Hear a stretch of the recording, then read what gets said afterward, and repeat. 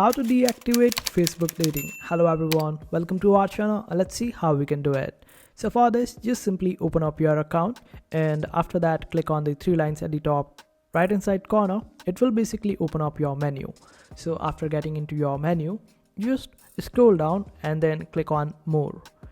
Over there you will be able to find the option of dating. Just simply open up your dating profile and then click on the option of gear icon at the top right hand side corner. It is the settings option for your dating. Just open it up, then switch to general.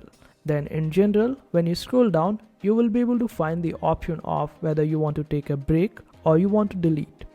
So just select accordingly. If in case you want to take a break and don't want to delete your profile, then just simply click on the option of break. Otherwise you can just simply delete your profile.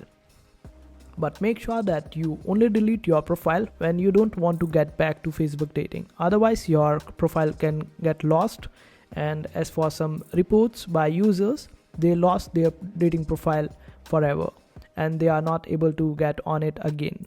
So just take a break, it would be better. And that's how you do it. I hope this video was helpful. Make sure to hit that like button and also subscribe to our channel for more helpful videos.